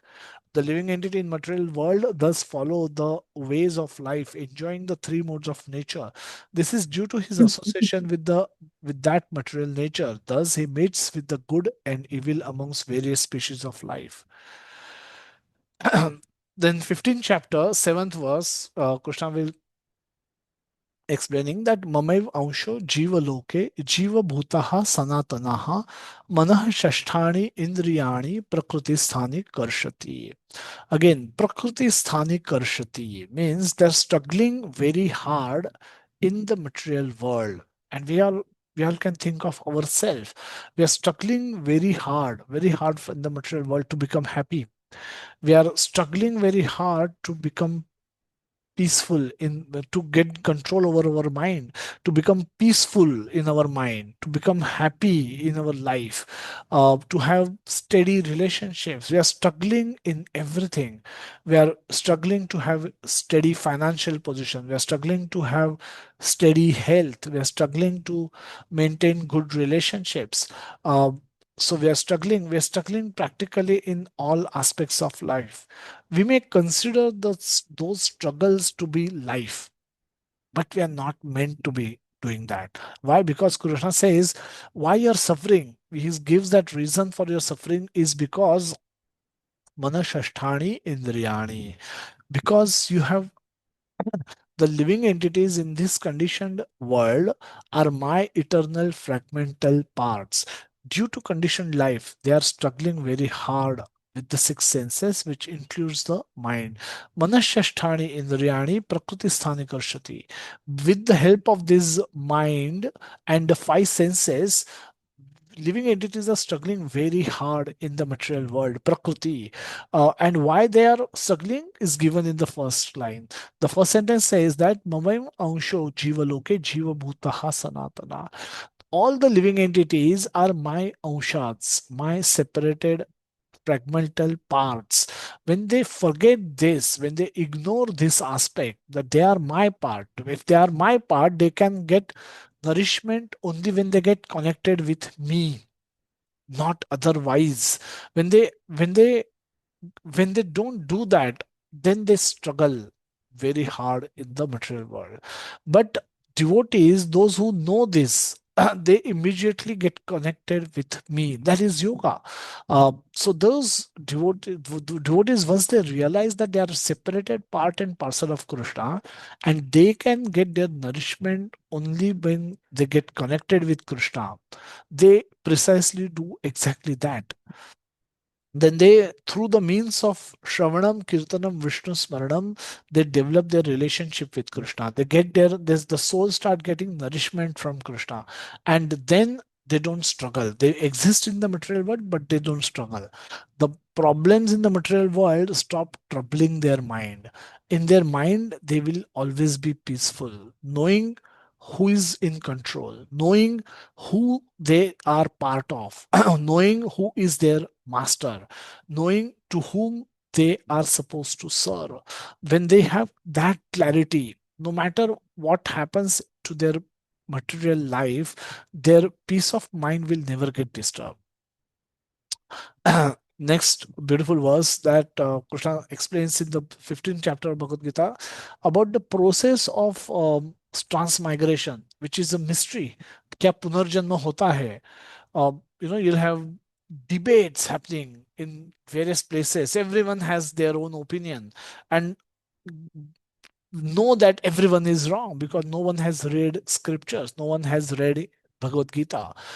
Here, Krishna explains how the transmigration happens, how soul is shifted from one body to another. Shariram yadavapnoti यच्यप उत्क्रमातीश्वरः गृहीत्वैतानि संयन्ति वायुर्गन्धान्निवाशयात्. Uh, the living entity in the material world carries his different conceptions of life from one body to another. as the air carries aromas. What a beautiful example. As air carry aroma from one flower to another, the the living entity carries different conceptions of life from one body to another. Thus, he takes one kind of body and again quits it to take another one. And so that's why this is called a journey of the soul. And in that journey, what does he do? That soul, Kshotram Chakshuhu Sparshanam Cha Rasanam Ghranam Evacha Adhisthaya Manaschayam Vishayan Upasevate. That soul, after getting another body, after the living entity, thus taking another gross body, obtains a certain type of ear, eye, tongue, nose, and sense of touch, which are grouped about in the grouped about in the mind. He thus enjoys a particular set of sense object.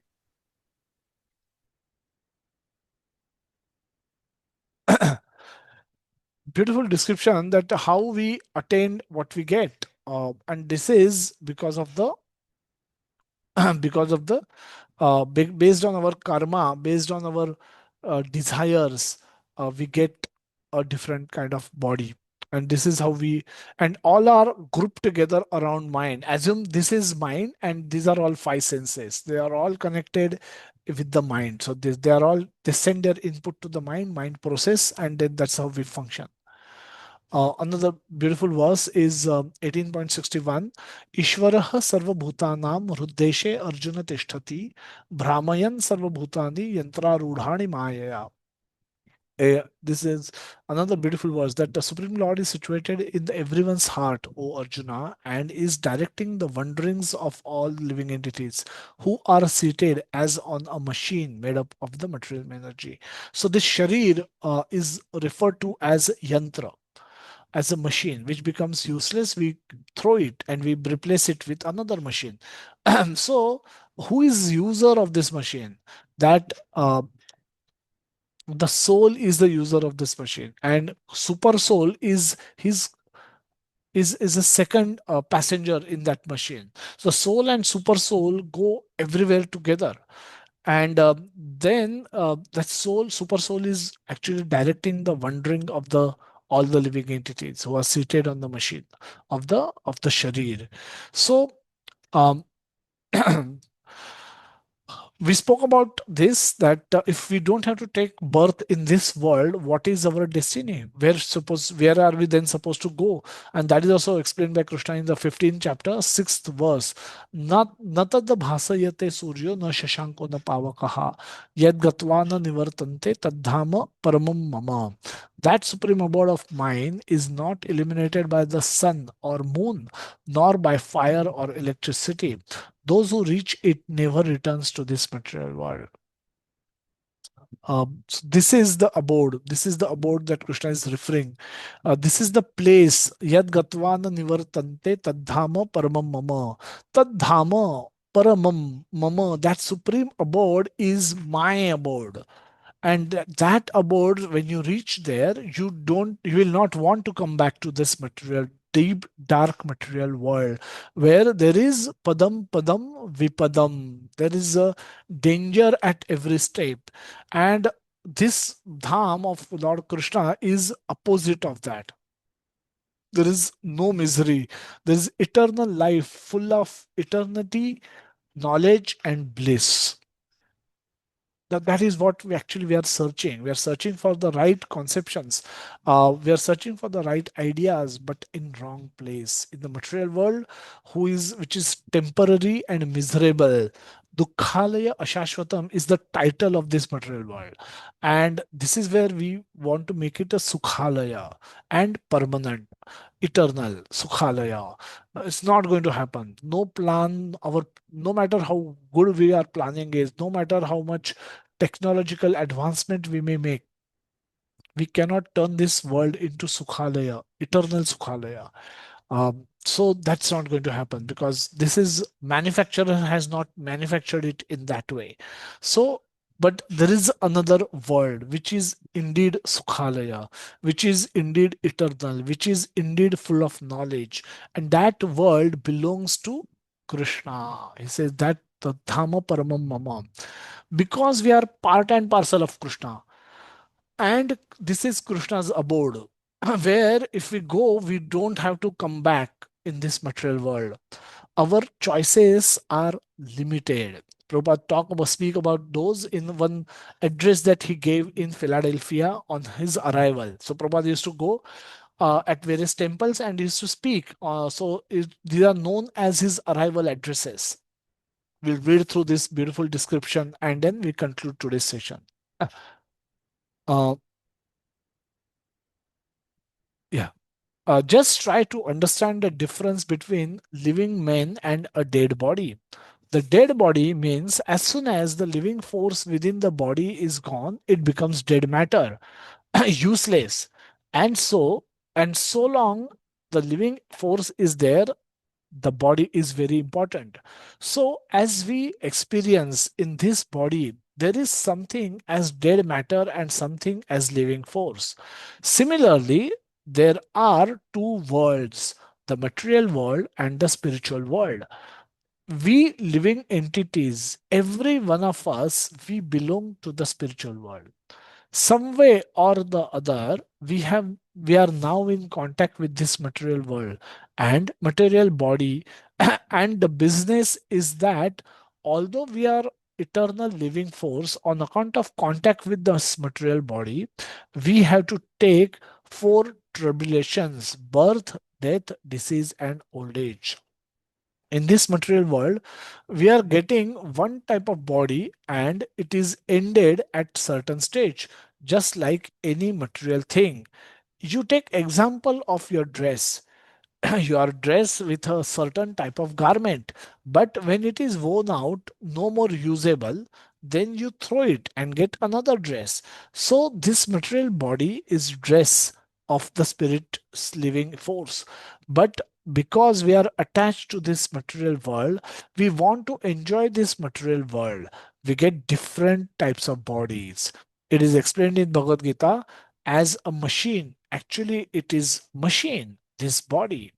So, we living entity, we desire, man proposes, God disposes. God is very kind. Whatever you will desire, He will fulfill. Although He says this kind of material desires will never satisfy you, but we want. Therefore, God, Krishna, supplies us with different types of bodies to fulfill our different desires. This is called material condition life. This body, change of body according to the desire is called evolutionary process. By evolution, we come to the human form of body through many other millions bodies. We pass through 9 lakh species in a form of water. Similarly, 2 million forms as plant, trees. In this way, by nature's way, nature brings us into human form of life just to develop, awaken our consciousness. Now you have got developed consciousness. Now you again want to go to the evolutionary process, or you want to go to higher planetary systems, or you want to go to God, Krishna, or you want to remain here. Now you now make your selection. So four options Prabhat gave. Uh, want to go to the evolutionary process, or that is one, means fall back, fall down. If you fall down, you again will go through the evolutionary process. If you want to go to the higher planetary systems, you want to go to Svargaloka or higher planetary system where there is a superior quality and quantity of sense gratification is available. That is second option. Or third option, you want to go to God, Krishna. And fourth option, you want to remain here. What is it that you want to do? Make your selection. If you want to the if you want to the higher planetary systems, you can go. If you want to remain here in the middle planetary system, you can do so. And if you want to go to God or Krishna, that also you can do. It's up to your option. So, if you want to go to that spiritual world, then now you can have this opportunity in this human form of life. So very beautifully Prabhupada concludes that there are two worlds. People are not able to differentiate between spirit and matter. Therefore, they consider themselves to be the body. So if in general the awareness of soul is so weak amongst people, what to speak about the awareness of the spiritual world? So that is also extremely weak amongst people. So people doesn't know that they are spirit, they don't know that there is a spiritual world from where they came and where they can now go back, use properly utilizing the human form of body. So journey of the soul summary, we have a body, we are not this body. We have a body, we are not this body. This is a reminder we should give to ourselves every day. We have a body, we are not this body. So we will not get too much attached and too much caught up in the things associated, connected with the body. We are a spiritual spark, a soul, part and parcel of Krishna, belonging to the spiritual world. Because we are part and parcel of Krishna, we get nourished, we become happy only when we are connected with Krishna. It is as simple as that. The no worship of any other Devi Devata does not satisfy our heart because we are not part of them. Because we are part of Krishna, when we chant Krishna's name, when we chant Krishna's glories, uh, our heart becomes content, fully satisfied. Due to wrong desires, we ended up in this material world where we are struggling. Prakriti sthani karshati. Manashasthani indriyani prakriti sthani karshati. If we forget we are part and parcel of Krishna, all our actions will be uh, perform in that forgetfulness, which means if we forget that we are servants of Krishna, we will start assuming that we are servants of Maya Devi, or we are our own masters. And when we act in that consciousness, all our actions will produce fruits and we will struggle in this material world. Padam padam vipadam. During the lifetime, we struggle with birth, old age, disease, death, along with Adi Atmik, Adi Bhautik, and Adi Devik kleshas or tapas. Adi Atmik are the troubles given by my own mind to myself and my own body to myself. Adi Bhautik are the troubles given by people around me, the living entities around me, to me. And Adi Devi are the troubles created by demigods for me. We may have next 1 month of excessive heat in India. We may have. Now that's not we are creating, but it's allotted to us by demigods. We got excessive rains. It was also not created by us, but we got it by the mercy from the demigods. So this is called Adi Daivi Tapas or Adi Daivi Kleshas. So apart from the Janma Mrityu Jara Vyadhi, these three kleshas gives us trouble all the time. So these 4 plus 3, 7 activities are our root cause of karshati. These are the basically, this is what we mean by karshati. We will be struggling with any one of them at any given point of time. So that's why the karshati. At the end of one lifetime, old useless body is given up and we are forced into a new body, and our above problem continues there as well. In human form of life, we have a chance to end this cycle of repeated birth by acting as per the instructions of Bhagavad Gita. As a result, we can attain abode of Krishna to serve him eternally and experience supreme happiness. This is basically just to summarize what we discussed today. Janma Bandha Vinurmukta Padam Gachantya Anamayam. That was our theme. And we spoke about this that having become aware of this reality, now we should direct all our actions in spiritual way, in the Krishna conscious, under Krishna, in Krishna conscious way, and thereby don't create new fruits, but through our bhakti we can destroy historical truths also, and then we become eligible to go back to Krishna by the mercy of Lord Krishna. Miser. Miser is, we discussed this miser, kripana phalahitava. We have this human form of life. It's very important. We should not waste it. We should not waste it. Waste it uh, for remaining in the perpetually caught up in the material world, for going through the evolutionary processes once again. But we should utilize it to understand Bhagavad Gita message. Bolo Krishna, Bhajo Krishna, Karo Krishna Shiksha. These three things, if we can do, um, we will be able to go back to Krishna in this lifetime. That's what Mahaprabhu guarantees. This is what Srila Prabhupada is assuring us. If you act sincerely, if you apply to the process with all your sincerity, you will go back to Krishna. And that should be the aim of our life. If this is not, we are hoping to remain in the material world, perpetually caught up in the cycle of repeated birth and repeated death. That's not a very wise choice. That's miser decision. This is a miserly action. So one should not become miser. Japa session in the morning and a reading session in the evening. Shravanam, Kirtanam. This is Shravanam, this is Kirtanam, through which we can cultivate constant remembrance of Krishna. Thereby, we can go to Krishna.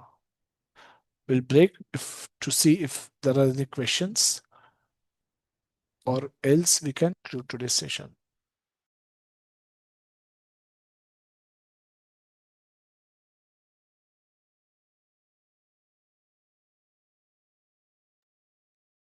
So, since there are no questions, we can conclude today's session. Thank you everyone for joining.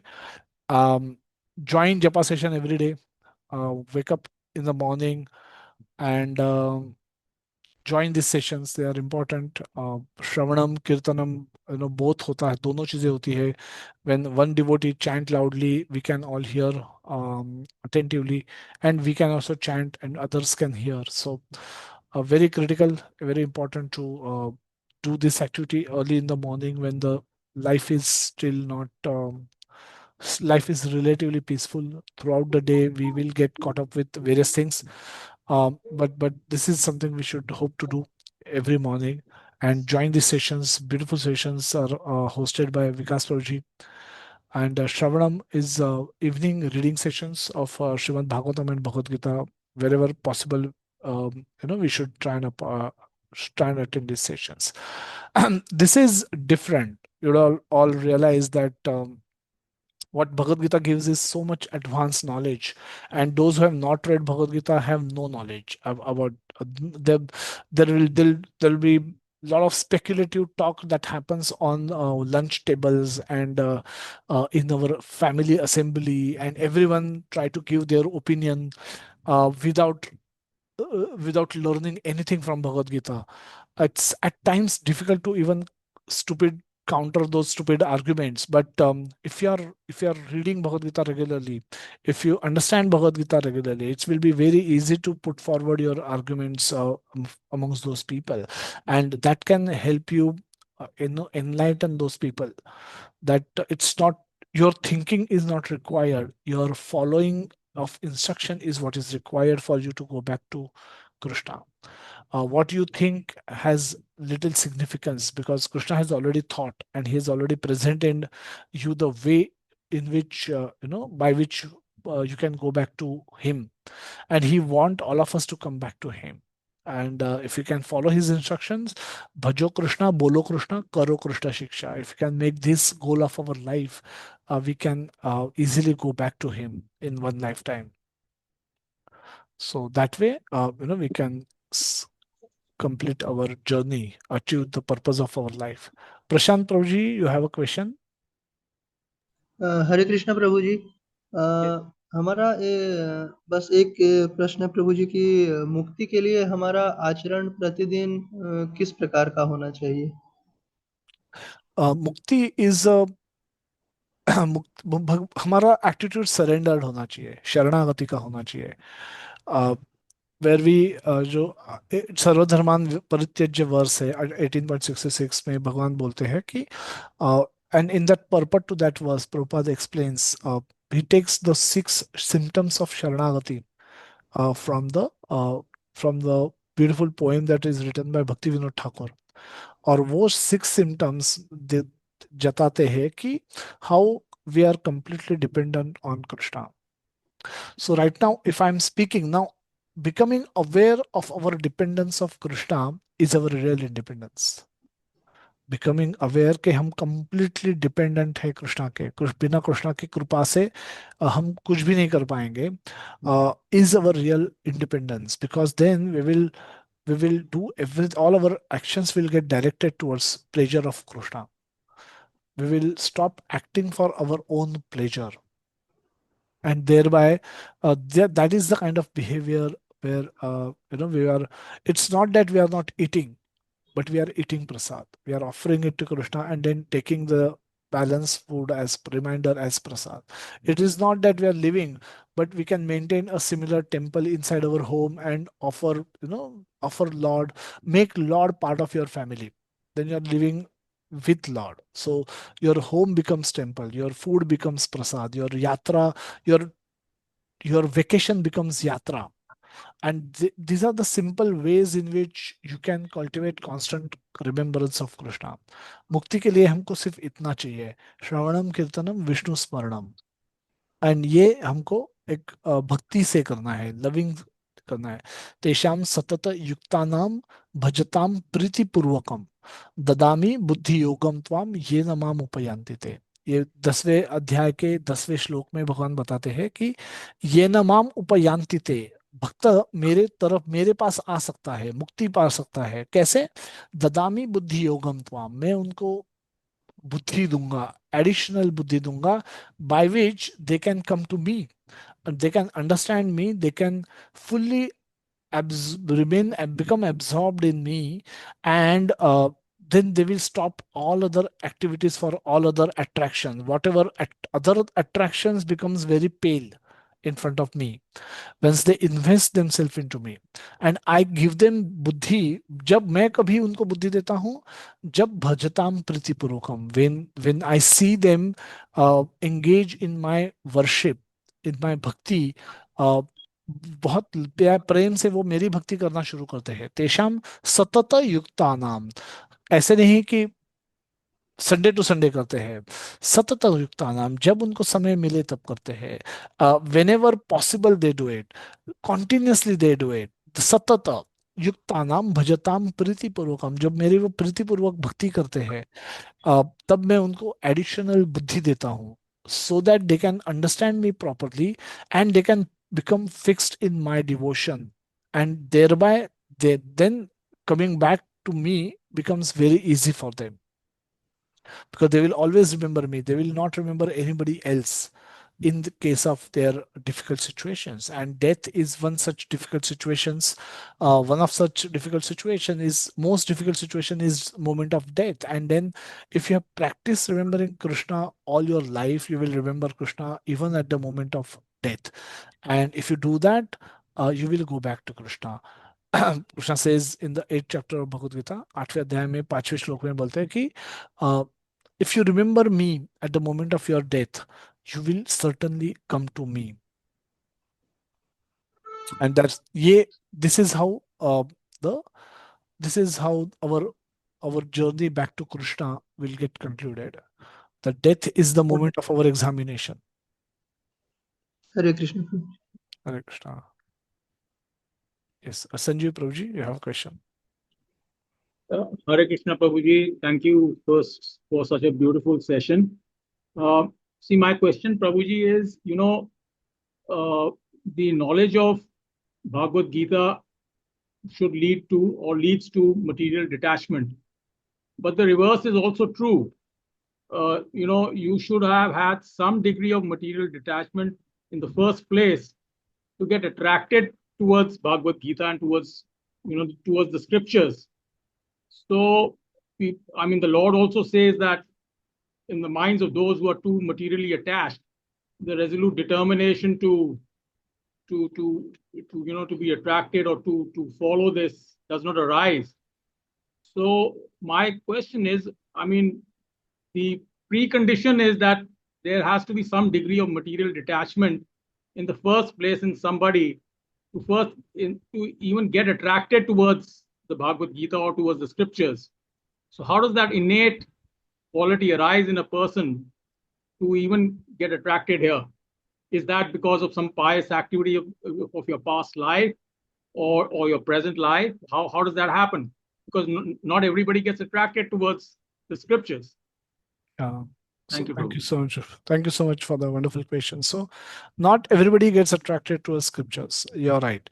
And in my phone book, apart from devotee contacts in my family and friends contact, none of them have any attraction towards scriptures. So, or in my office groups, on my wherever social circles, other than devotees that I'm connected with, nobody is even aware. They probably know something exists in Bhagavad Gita. बुढ़ापे में पढ़ेंगे, नहीं पढ़ा तो भी चलता है.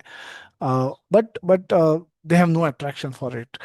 So so it's does so with detachment, because we become detached from the material world, we come to scriptures, and by learning scriptures we become detached. But then it's a chicken egg kind of a scenario. What happens first? So it's need not be that way, Raji. In the Bhagavad Gita, Krishna says that four type of people comes to me, and in that, Gyani is also there. Gyani is the one who is probably detached, but he's one of the four category. He's not the only category that gets attracted towards Krishna. Krishna says, um, Jigyasu also comes to me. Artharthi also comes to me. Arto Jigyasu, Artharthi, and Gyani cha Bharata Varshava. Krishna says that Arto is one who is in distress condition. One who is in distress condition, Krishna says that person may approach me. And Artharthi is the one who needs something in return. So I will do bhakti, but मुझे ये चाहिए, वो चाहिए, ऐसा चाहिए, वैसा चाहिए. They have a list of demands, and with that list of demands, instead of going to other devatas, they come to Krishna, and Krishna is okay with that.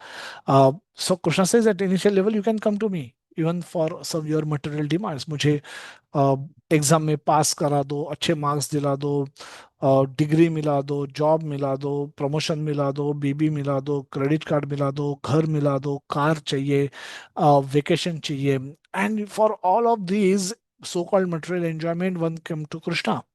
One every में, हर महीने, हर हफ्ते में एक बार तो आऊंगा ही, पक्का पक्का आके यहाँ माथा टेकूंगा, अगरबत्ती जलाऊंगा, नारियल तोड़ूंगा, प्रसाद दूंगा. But I will do this life long. But मुझे ये चाहिए, मिलेगा तो अच्छा है. One can be really demanding, but one can be really indirectly asking. So this is artharthi. Jigyasu, there are jigyasus. वो they don't, they are not detached, but they are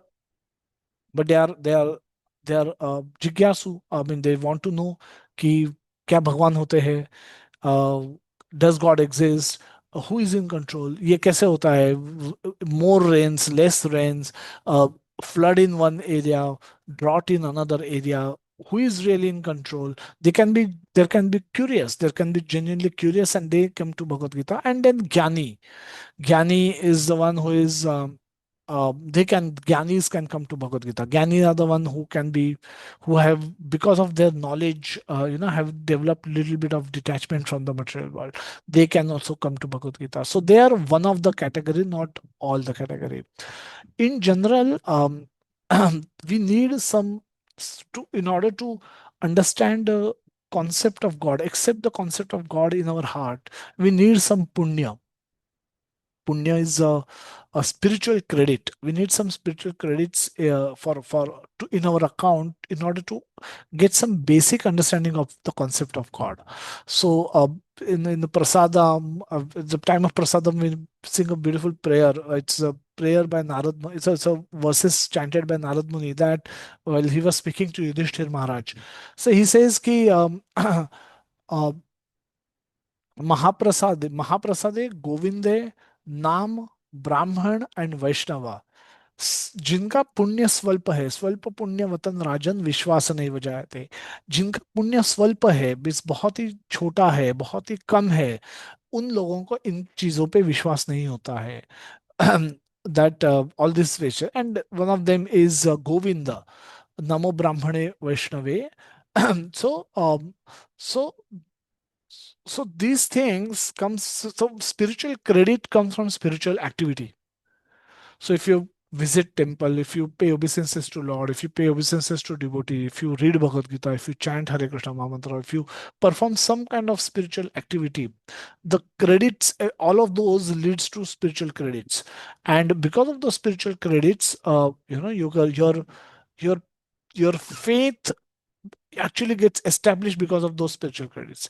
And if you are young in this lifetime and you have not done any spiritual activity yourself by in this lifetime, but you have some brought forward spiritual credits from your earlier lifetime, you will immediately develop attraction towards Lord. You will have good understanding of the concept of Lord. You will not have to be convinced that God exists. We have these introductory sessions where does God exist, यहाँ से ही शुरू होता है discussion. But for such people, they understand God exists. They don't have to, so they are much more advanced. So because of their spiritual credits, the moment they get this information, they absorb it very easily, because they already have that brought forward balance. So it's true that detachment will bring us to detachment from matter will bring us to a spiritual path, but that need not be the only path. We can come to Krishna for multiple reasons, and Krishna accepts all of that. Krishna is okay with all of that. Okay. So thank you, Prabhuji. So the bottom line is that there should have been some past spiritual credit also, because a distressed person, for example, can take to intoxication, and many do, rather than coming to the Lord. An That's atheist, correct. for example, will not He's follow choose any to come to Lord because of his past credits. Yeah, okay. credits. Thank you. Thank you so Also, much. there could be devotee intervention in his life, but that also people can understand. Even if a devotee come and preach to us, we can understand it if we have had some past credits. So some credit, some portion of that definitely goes to them. And then when devotees intervene in our life, and then they bring us to this platform of studying Bhagavad Gita systematically, and then our credit starts multiplying. It starts growing from then onwards. But the initial contact happens through our past credits, previous past credits also. Okay, thank you so much. Thank you so much, Prabhuji. Hare Krishna. Hare Krishna, Prabhuji. So, yes, Anjani Rao Mataji, if you can unmute.